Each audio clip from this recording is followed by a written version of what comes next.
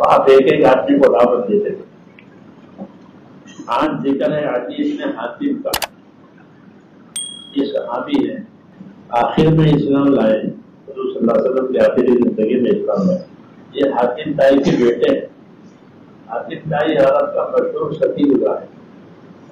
کتابوں میں، ادب کی کتابوں میں، تاریخ کی کتابوں میں اسے قصے ملتے ہیں وہ کتنا سخی تھا. اس کے یہ بیٹے ہیں. حاتم تائی مشہور آدمی تھا. حاتم تائی کو تو اسلام ملا نہیں کیونکہ وہ پہلے مر گیا تھا، نصرانی تھا. حضور صلی اللہ علیہ وسلم کے دادا عبد المطلب جس سال وفات ہوئی ہے اسی سال حاتم تائی بھی مرا. اس وقت آپ کی عمر 8 برس کی تھی جب آپ کے دادا کا انتقال ہوا. اس لیے حاتم تائی نے اسلام کا زمانہ نکایا. ان کے بیٹے ہیں جی، یہ نصرانی ہے خاندان اس کا، اور یہ اپنے قوم کے پیشوا ہیں، بڑے مذہبی بڑے. اس لیے آخر میں اسلام لائے ہیں اور عمر بھی انہوں نے لمبی پائی ہے. حضور صلی اللہ علیہ وسلم کے پاس بہت زیادہ زندہ رہے. آپ نے فرمایا تھا تم زندہ رہو گے تو یہ دیکھو گے، یہ دیکھو گے، یہ دیکھو گے، اور انہوں نے وہ دیکھا بھی سارا. بعد ان کے اسلام قبول کریں. حدیث میں حاتم کہتے ہیں کہ جب مجھ کو یہ خبر ملی کہ رسول صلی اللہ علیہ وسلم کے نکلنے کا مطلب یہ کہ آپ نے اپنی دعوت اور نبوت ظاہر کی، یہی کہ مکے سے مدینے کی طرف روانہ ہوئے. دونوں باتیں ہوئی. اس کی جب مجھے خبر ہوئی تو مجھے آپ کا یہ نکلنا بہت ناگوار ہے کیونکہ یہ دوسرے مذہب کے تھے، نصرانی ہے. تو میں گھبرایا اور میں نکل گیا. انہوں نے اپنے غلام سے کیا رکھا کہ دیکھو ادھر سے کوئی لشکر کے نشان نظر آ رہا ہے تو مجھے بتانا، اور پھر میں دوسری جگہ دوسرے ملک میں چلا جاؤں گا، آپ کے ساتھ رہنا نہیں ہے. اس لیے میں نکل گیا یہاں تک کہ میں روم میں پہنچ گیا. اور ایک روایت میں ہے کہ کیسا تو روم کا بادشاہ تھا، میں اسی پاس پہنچ گیا تاکہ اس کے پاس وہ بھی نصرانی تھا. لیکن وہاں رہنا مجھے راز نہیں آیا. بہت ناگواری پیش آئی. رسول صلی اللہ علیہ وسلم کے ظاہر ہونے سے مجھے جتنی ناگواری ہوئی اس سے زیادہ ناگواری مجھے وہاں ہوئی. تو میرے دل میں یہ بات آئی کہ بات کر کے کیا کرے گا، تجھے تو اس آدمی کے پاس جانا چاہیے، یعنی نبی کے پاس. یہ میرے دل میں بات آئی. بعض روایتوں میں ہے کہ اس کی بہن نے اسے یہ بات کہی کہ تجھے تو ان کے پاس جانا چاہیے، تیرا باپ بڑا آدمی تھا، تجھے یہ بات سمجھنی چاہیے، جا کر کے دیکھ وہ کیا کہتے ہیں، کیا سمجھاتے ہیں. دور دور رہنے سے کیا فائدہ ہے. اور ایک ان کے دل میں یہ بات آئی کہ مجھے اس آدمی کے پاس جانا چاہیے کیونکہ میں بھی اپنے قوم کا پیشوا ہوں، پڑھا لکھا ہوں، سمجھدار ہوں، مجھے ان کے پاس جانا چاہیے. اگر یہ آدمی خدا نہ کرے جھوٹا ہے تو ان کے جھوٹ سے مجھے کوئی نقصان نہیں ہوگا، جھوٹ میرے سامنے واضح ہو جائے گا. لیکن اگر یہ آدمی سچا ہے اپنی دعوت میں تو مجھے اس سے باخبر ہو جاؤں گا. چنانچہ میں حاضر ہوا مدینے میں، آپ کی خدمت میں حاضر ہوا. جب آپ کی خدمت میں حاضر ہوا تو لوگوں نے مجھے دیکھا کیونکہ مشہور آدمی تھے، بڑے آدمی تھے، تو لوگوں نے ان کے آنے پر عظیم نے حاتم آئے. میں آپ کی خدمت میں داخل ہوا. آپ نے مجھ سے فرمایا عظیم نے حاتم اسلام لے آؤ، سلامت رہو گے. یہ بات 3 دفعہ بڑھائی. میں نے کہا کہ میں تو خود اپنے دین پر ہوں، میرے پاس بھی اپنا دین ہے. آپ نے فرمایا تمہارے دین کو میں تم سے زیادہ جانتا ہوں، تمہارے دین کو میں تم سے زیادہ جانتا ہوں. میں نے کہا آپ میرے دین کو مجھ سے زیادہ جانتے. فرمایا ہاں. دیکھو میں بتاؤں 3 فرقے تھے ان کے نصرانیوں پہ. یہ رکوسیا ایک فرقہ ہے، اس میں سے تھے. تم رکوسیا میں سے نہیں ہو؟ ہم رکوسیا میں سے، ہمارے 3 فرقے ہیں، تم رکوسیا میں سے ہو. اور تم یہ کرتے ہو کہ تمہاری قوم کی جو آمدنی آتی ہے دینی، اس کا 4تھائی حصہ تم لے لیتے ہو، اور یہ 4تھائی حصہ لے لینا اور اپنے کام میں لانا کھانا یہ تمہارے مذہب میں تمہاری اوپر حرام ہے. یہ اپنی دلیل بتائے کہ میں تمہاری نیت کو تم سے زیادہ جانتا ہوں.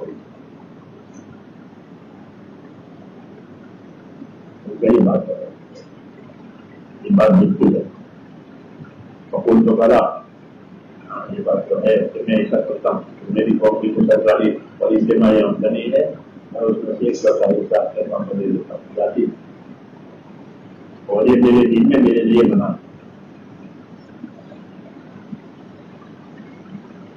یہ بات صحیح ہے.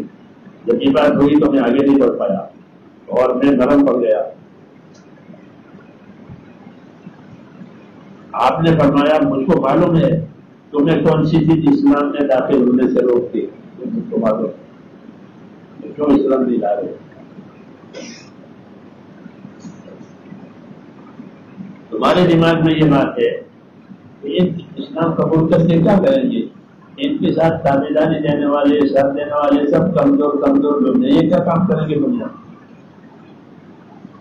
یہ ان کے ذہن میں، ان کے ساتھ بڑی شوقت ہوتی، بڑا باور ہوتا تو بھائی ان کے ساتھ میں یہ سب کمزور غریب لوگ تمہارے، اور ایسے لوگ تمہارے ساتھ ہیں جن کے اندر کوئی قوت نہیں. ایک تو یہ بات تمہیں نظر آتی ہے. دوسری تمہیں یہ بات نظر آ رہی کہ پورا عالم ہم اس نبی کا مخالف ہے. سب نے اپنے اپنے تیروں سے اس نبی کو نشانہ بنا رکھا ہے. سارا عالم مخالف ہے، ساتھ دینے والے کمزور ہیں، تو کیا کام ہوگا؟ یہ تمہارے دماغ میں ہے اور یہی بات تھی. پھر فرمایا کہ تم ہیرا شہر کو جانتے ہو؟ یہ ہیرا عراق کا شہر تھا، بعد میں اب میں یہ استعمال ہو گیا. اس کو بھنڈو شہر تھا وہ ہیرا کا. ہیرا شہر کو جانتے ہو؟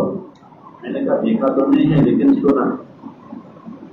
فرمایا سنو، میں خدا کی قسم کھا کر کہتا ہوں کہ اللہ تعالیٰ ہمارے اس کام کو انجام تک پہنچائے گا. یہ جو کام ہم نے شروع کیا ہے یہ انجام تک پہنچے گا، اور اس کی وجہ سے حالات اتنے بدل جائیں گے کہ ایک عورت تنہا ہیرا سے چلے گی بیت اللہ کے طواف کے لیے اور اس کا کوئی نہیں ہوگا، لیکن اس کی جان مال آبرو سب محفوظ ہوگی اور پوری اطمینان سے وہ بیت اللہ کا طواف کرے گی. اتنا امن پھیلے گا. اگر ہمارا کام چل پڑا تو تم دیکھ لیں. یہ تو ایک بات فرمائی. دوسری بات سنو کہ قیصر اور کسرا یہ دونوں بڑی بڑی حکومتیں تھیں عرب کے فوج میں. کسرا یہ ایران کا تھا اور قیصر یہ روم کا تھا. کسرا یہ آتش پرست تھے، آگ کے پجاری، اور قیصر جو نصرانی، دونوں کی بڑی بڑی حکومتیں تھیں. فرمایا ان کے خزانے فتح ہو کر کے مدینے آئیں گے. یہ فرمایا ان کے خزانے فتح ہو کر کے مدینے آ جائیں گے. ان کو تعجب سے کہ کسرا کے خزانے جہاں کسرا تھا. اور تیسری بات یہ فرمائی کہ مال اتنا پھیل جائے گا کہ کوئی زکات لینے والا نہیں ہوگا. یہ 3 پیشن پوریاں کی ہے. امن پھیلے گا کہ ایک عورت بھی اپنی جان مال آپ کو تمہارے میں فکر کرنا نہیں ہوگا، اور قیصر اور کسرا ان کی حکومتیں ٹوٹ جائے گی، اور مال اتنا پھیل جائے گا کہ کوئی زکات لینے والا نہیں ہوگا. تو وہ کہتے ہیں یہ 3 باتیں جو آپ نے سنائی اور وہ میں نے اپنے آنکھوں سے دیکھی کہ خزانوں کے فتح کرنے میں تو میں خود بھی تھا عمر کے زمانے میں.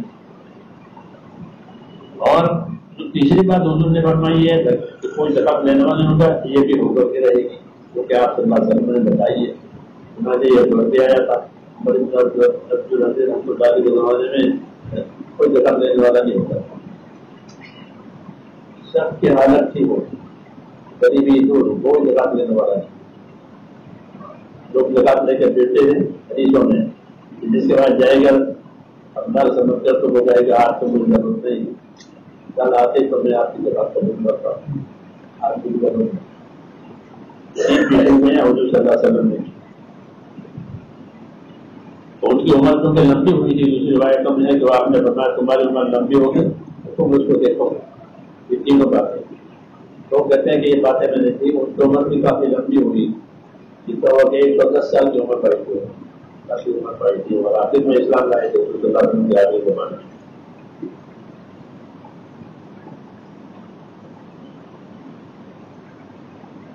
اللهم صل وسلم وبارك على سيدنا محمد وعلى اصحابه اجمعين۔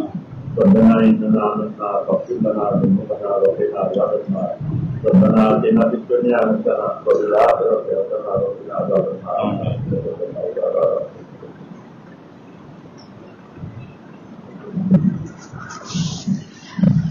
تمام حضرات ضرور نہ سنیں وہ یہ کہ اپنے ایمان کی اور سامان کی حفاظت کرنی ہے۔ ایمان کی حفاظت کے لیے سنتوں کی پابندی کے ساتھ یہ دعا مانگی جاوے کہ اللہ پاک ہم سب کا خاتمہ بھی خیر فرمائے۔ جو بھی آپ کا سامان ہو خود ہی اس کی نگرانی فرمائے۔ اس چیز میں موٹا کپڑا بچھائے بغیر نہ سوئیں۔